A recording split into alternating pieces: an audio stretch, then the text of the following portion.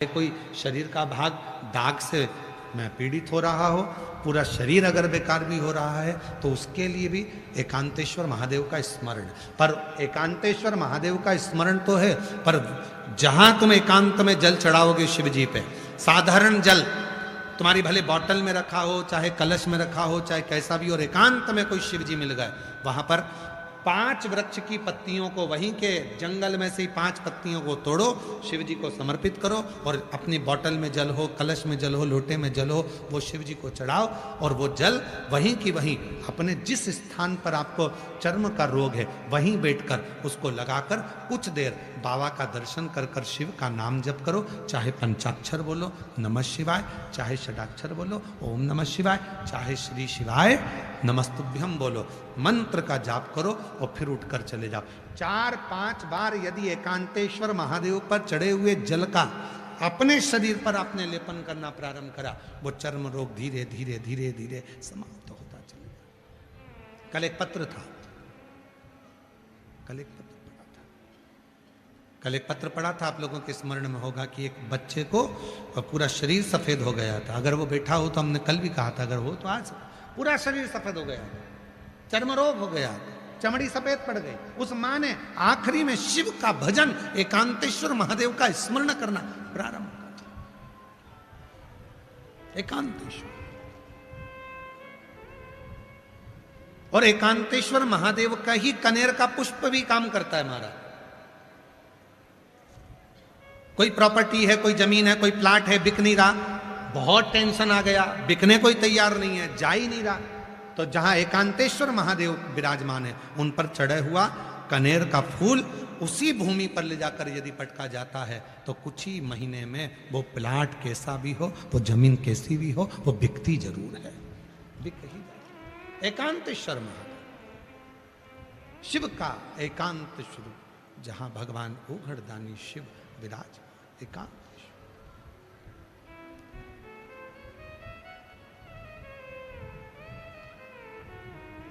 और मैंने तेरे ही भरोसे बाबा, तेरे ही भरोसे हवा बिच उड़ती जावांगी, बाबा डोर हत्तू चढ़ी कटी भोले मैं तेरी। उसी तरह कुंदकेश्वर महादेव का वर्णन आता है। कुंदकेश्वर महादेव जहां माता पार्वती ने कुंदुक का प्रहार करा और विदल और उत्पल दोनों असुर समाप्त हो जाते हैं, और वो कुंदुक जाकर भगवान शंकर को स्पर्श करता है और शिव जी का नाम कुंदकेश्वर हो जाता। क्या नाम पड़ गया? कुंदकेश्वर। ये कुंदकेश्वर पुरुषों के लिए भी, स्त्री के लिए भी, बेटों के लिए भी और बेटी के लिए भी, बुजुर्ग के लिए भी, माता और पिता के लिए भी बहुत काम करता है। यदि रजोधर्म से जुड़ी हुई कोई भी परेशानी होती है स्त्री के जीवन में, रजोधर्म से जुड़ी अगर कोई भी परेशानी है स्त्री के जीवन में, रजोधर्म बढ़ गया, घिड़ गया, रजस्वला धर्म में तकलीफें आ रही हैं, तो केवल एक दुर्वा कुंदकेश्वर महादेव के नाम से शिव जी पे समर्पित करवाओ, शंकर भगवान को कुंदकेश्वर महादेव के नाम से समर्पित करवाओ और उसको उठाकर वापस बुलवाओ। दोपहर का समय हो, सुबह नहीं, शाम नहीं, तो मध्य दोपहर के समय पर उस दुर्वा को चबा चबा कर खाइए, और उसके 15 से 20 मिनट बाद कुंदकेश्वर महादेव का नाम लेकर 3 बार आचमन कर लीजिए। रजो धर्म से जुड़ी हुई कैसी भी प्रॉब्लम होगी, रजस्वला धर्म से जुड़ी हुई कैसी भी समस्या हो, चाहे पेट का दर्द हो, चाहे कोई भी समस्या हो, कुंदकेश्वर महादेव के नाम से वो ठीक हो ही जाती है। दूसरी बार वो समस्या खड़ी ही नहीं होती। कुंदकेश्वर उसी तरह पुरुषों के लिए भी कुंदकेश्वर महादेव का लीला का वर्णन किया गया। जब कई पुरुष लोग कहते हैं गैस अड़ गई है, यहाँ छाती में गैस फंस गई है, ऐसा लगता है यहाँ छाती में दर्द रहता है, ऐसा लगता है यहाँ फेफड़ों में दर्द रहता है, रात्रि को सो के उठते हैं तो ये चेस्ट दुखता रहता है, ऐसा पुरुष लोग कहते हैं कई बार कि छाती में दर्द रहता है, ये पीठ में यहाँ से यहाँ तक अकड़न रहती है, सो के उठो और यहाँ दर्द चालू हो जाता है। तो शिव महापुराण की कथा वर्णन करती है एक कुंदकेश्वर महादेव के नाम से महाराज भगवान शंकर के ऊपर, और वही चावल का दाना और बेलपत्र लाया जाए, चावल के दाने को सुबह, बेलपत्र को मध्य दोपहरी में चबा चबा कर खाया जाए, और केवल 7 दिन अगर उसका सेवन कर लिया जाए कुंदकेश्वर महादेव के नाम से, फिर आप 15 दिन के बाद तो जान दो, अभी हम आने वाले हैं भीलवाड़ा में, वहां सूचना देना कि शरीर में आराम लगा कि नहीं लगा। कुंदकेश्वर महादेव, 2 महादेव का स्मरण, कल 2 देवियों का स्मरण करवाया था। कौन कौन सी देवी थी, जम के बोलो जरा। पहले नंबर पर अर्पणा, दूसरे नंबर पर तिलकेश्वरी। आज 2 महादेव का स्मरण करवाया, पहले नंबर पर एकांतेश्वर और दूसरे नंबर पर कुंदकेश्वर। कितनी कृपा कर। और यहां तक हम कहेंगे अगर बहुत ज्यादा रोग हो जाए, शरीर में बहुत बीमारी लग जाए, हम जीजियों से भी कहते हैं अगर चिड़चिड़ा प्रवृत्ति आ रही है, क्रोध आ रहा है, शरीर ठीक नहीं है, सिर में दर्द बना रहे, शरीर ठीक ना रहे, हाथ में एक बेलपत्री पकड़कर कुंदकेश्वराय नमः, कुंदकेश्वराय नमः, कुंदकेश्वर। भाई साहब, टेलर साहब दुकान खोल दी है, सफाई कर दी है, क्या क्या काटना है। अब वो दर्जी फोन पर बोला तू हाथ काट दे मैं गला काट दूंगा। अब जितने बस में बैठे थे सब उठ के भग गए। उन्होंने सोचा बताओ ये ना जाने किस किस का गला काटेगा, किस किस का हाथ काटेगा, क्या भरोसा है। पर वो दोनों अपनी बात कर रहे थे, वो अपनी बात में लगे हुए।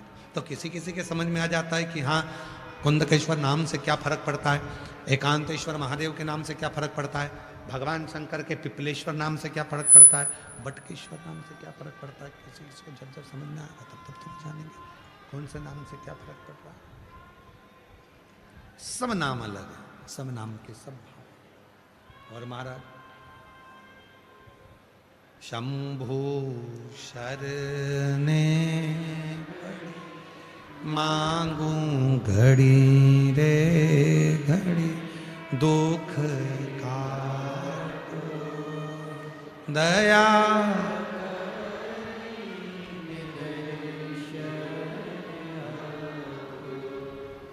शंभु शरणे मांगू घड़ी रे घड़ी, दुख दया करी हार हार महान श्री शिवाय नमस्तु। भगवान शिव की भक्ति में तल्लीनता हो, बिरल उत्पल को सन्मार्ग कर दिया माँ ने। समय आया, एक भाव व्यक्त किया माता ने, भगवान शिव से प्रार्थना करी माता ने, और माँ आद्य शक्ति जगत जननी जगदम्बा अम्बा भवानी माँ शिव जी के साथ में काशी भ्रमण करने के लिए चल दी। माता पार्वती जी काशी के लिए चली। जब भ्रमण करने के लिए काशी के लिए चली है माँ पार्वती जी, शिव जी को कोई जरूरी एकदम कार्य आया, भगवान शंकर उठकर एकदम जाने लगे। शिव उठे जाने लगे।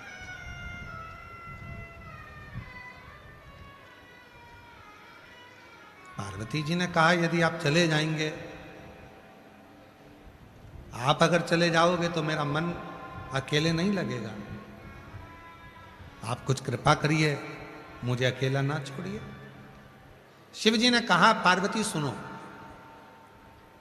तुम आद्य शक्ति हो, तुम जगत जननी हो, जगत में ऐसा कुछ नहीं है जिसको तुम प्रकट नहीं कर सकती, तुम में वो बल है।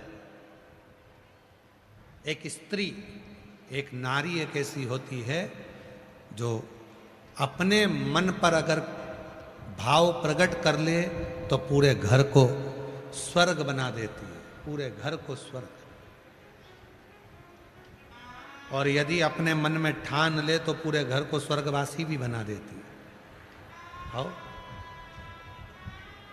अगर वो अपने मन को ठान ले कि हाँ मुझे घर को स्वर्ग बनाना है तो स्वर्ग बना देगी, और नहीं तो ठान ले कि मुझे घर को अच्छे से नहीं रखना है, अच्छे नहीं रखना है, तो फिर स्वर्गवासी बना देगी। एक स्त्री।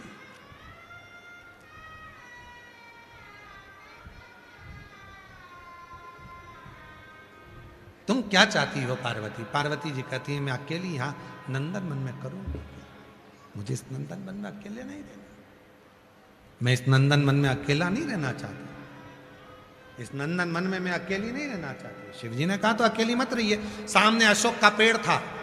माँ जगत जननी जगदम्बा अम्बा पार्वती जी से कहा यदि तुम चाहती हो कि मैं अकेले नहीं रहना चाहती तो ये सामने अशोक का पेड़ है, तुम चाहो तो इस अशोक से, इस अशोक के वृक्ष का स्मरण कर कर आप इससे जो चाहो वो प्राप्त कर सकती हो।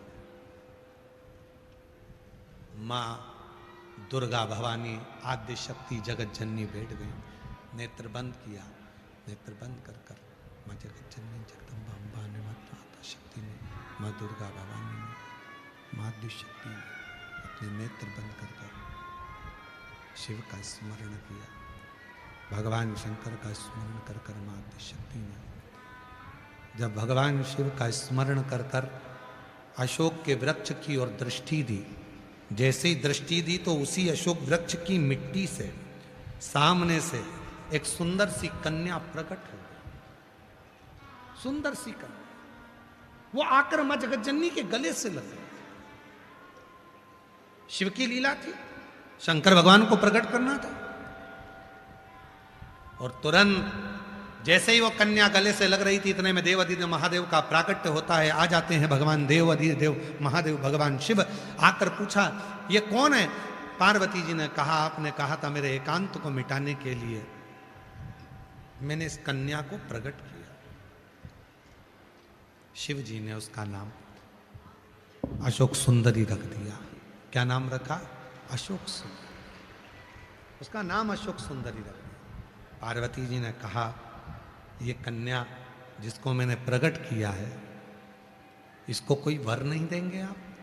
शिव जी ने ब्रह्मदेव को प्रकट करा, भगवान विष्णु को आमंत्रित करा, इंद्र को बुलाया, गरुण को बुलाया, वरुण को बुलाया। 33 कोटि देवता उस नंदन वन में, उस काशी में एकत्रित हो गए। और नंदन वन की भूमि पर, काशी की भूमि पर सारे देवता प्रकट होकर उस अशोक सुंदरी को देखकर, उसकी सुंदरता को देखकर, उसके भोलेपन को देखकर, उसकी कोमलता को देखकर भगवान ब्रह्मा ने, भगवान विष्णु ने, भगवान शिव ने वर प्रदान कर दिया। हे शंकर, तुम्हारी ये पुत्री कहीं और नहीं तुम्हारे ही साथ रहेगी और हम वर देते हैं। सब देवताओं ने मिलकर वर दिया। जो शिव जी पे जल चढ़ेगा मां आद्य शक्ति जगत जननी के हाथ से निकलकर अशोक सुंदरी के पास पहुंचेगा। जैसे ही अशोक सुंदरी के पास वो जल पहुंचेगा, अशोक सुंदरी एक कन्या के भाव से अपने पिता से कहकर उसके दुखड़ों को समाप्त करवा देगी। वो अशोक सुंदरी, वो अशोक सुंदरी।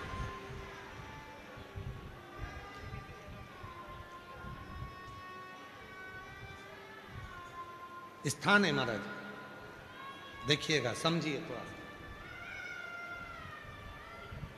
जरा समझिएगा। ये शिवलिंग है, ये जलाधारी माता पार्वती जी का हस्त कमल है।